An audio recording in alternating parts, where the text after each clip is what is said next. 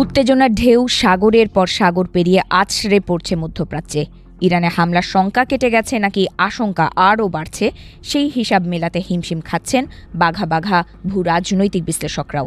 মার্কিন president Donald ট্রাম্পের কথা আর পেন্টাগনের নীরবতায় অনেকেই মনে করছেন আপাতত যুক্তরাষ্ট্র ইরানে আক্রমণ করবে না, তবে সাই সাই করে ছুটে চলা মার্কিন রণতরী দিচ্ছে ভিন্ন বার্তা।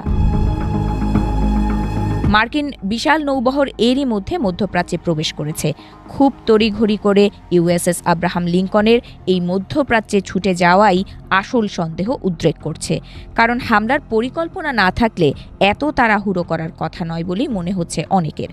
এদিকে ইসরায়েলও বারবার বলছে আমেরিকা এখনও ইরানে হামলা করবে না, এমন কোনো সিদ্ধান্ত নেয়নি। উল্টো তেল আবিব বলছে হামলার জন্য শতভাগ তৈরি মার্কিন নৌবহর। ইসরায়েলও সর্বোচ্চ সতর্কতা জারি করে রেখেছে। এই ডামাডোলের মধ্যেই ক্রমবর্ধমান মার্কিন ইরান উত্তেজনার প্রেক্ষাপটেই মার্কিন বিমানবাহী রণতরী ও তার সঙ্গে থাকা একাধিক যুদ্ধজাহাজ ইতোমধ্যে মধ্যপ্রাচ্য অঞ্চলে প্রবেশ করেছে। সোমবার যুক্তরাষ্ট্রের 2 জন সরকারি কর্মকর্তার বরাতে এই তথ্য জানিয়েছে বার্তা সংস্থা রয়টার্স।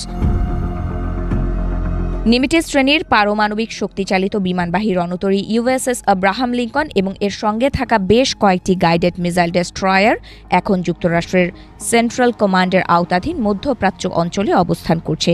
এই মোতায়েনের মাধ্যমে যুক্তরাষ্ট্র তার বাহিনীকে সুরক্ষা দেওয়ার পাশাপাশি প্রয়োজনে ইরানের বিরুদ্ধে সামরিক পদক্ষেপ নেওয়ার সক্ষমতা আরও বাড়ালো বলে মনে করছেন বিশ্লেষকরা। এর আগেই ট্রাম্প বলেছিলেন যুক্তরাষ্ট্র একটি আর্মাডা বা বিশাল নৌবহর মধ্যপ্রাচ্যের দিকে পাঠাচ্ছে, তবে একই সঙ্গে তিনি আশাবাদ ব্যক্ত করেন এই সামরিক শক্তি ব্যবহার করার প্রয়োজন যেন না পড়ে। প্রাপ্ত তথ্যে জানা গেছে এসব যুদ্ধজাহাজ চলতি মাসের শুরুতেই এশিয়া প্যাসিফিক অঞ্চল থেকে রওনা দেয়। ইরানের সাম্প্রতিক বিক্ষোভ দমন অভিযান এবং মানবাধিকার লঙ্ঘনের অভিযোগকে কেন্দ্র করে যুক্তরাষ্ট্র ও ইরানের মধ্যে উত্তেজনা তীব্র হয়ে ওঠে।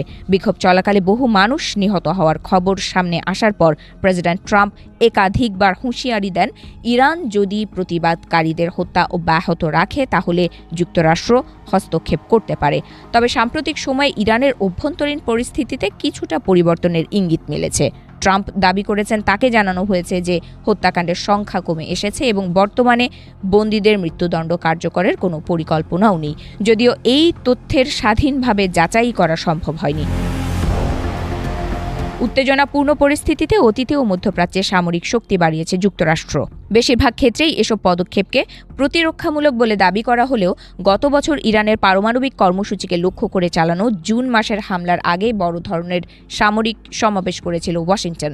এবারও শুধু নৌবহরই নয়, মধ্যপ্রাচ্যে অতিরিক্ত যুদ্ধবিমান ও আকাশ প্রতিরক্ষা ব্যবস্থা পাঠাচ্ছে পেন্টাগন। পাশাপাশি অঞ্চলটিতে একটি বড় সামরিক মহড়া চালানোর ঘোষণা দিয়েছে মার্কিন সেনাবাহিনী। এই মহড়ার উদ্দেশ্য হিসেবে বলা হয়েছে দ্রুত যুদ্ধ ক্ষমতা মোতায়েন, ছড়িয়ে দেওয়া এবং দীর্ঘ সময় তা বজায় রাখার সক্ষমতা প্রদর্শন।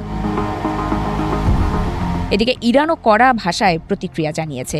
দেশটির এক জ্যেষ্ঠ কর্মকর্তা হুঁশিয়ারি দিয়ে বলেছেন যুক্তরাষ্ট্রের পক্ষ থেকে যে কোনো হামলাকে তারা পূর্ণ মাত্রার যুদ্ধ হিসেবে বিবেচনা করবে। এই বক্তব্য নতুন করে উদ্বেগ বাড়িয়েছে মধ্যপ্রাচ্যের নিরাপত্তা পরিস্থিতি নিয়ে। অন্যদিকে গুরুত্বপূর্ণ আঞ্চলিক মিত্র সংযুক্ত আরব আমিরাত স্পষ্ট অবস্থান নিয়েছে। দেশটি জানিয়েছে ইরানের বিরুদ্ধে কোনো ধরনের শত্রুতামূলক সামরিক কর্মকাণ্ডে তারা তাদের আকাশসীমা, ভূখণ্ড বা জলসীমা ব্যবহার করতে দেবে না। যদিও আবুধাবির দক্ষিণে অবস্থিত আল ধাফরা বিমান ঘাঁটি দীর্ঘদিন ধরেই যুক্তরাষ্ট্রের একটি গুরুত্বপূর্ণ কেন্দ্র হিসেবে ব্যবহৃত হয়ে আসছে।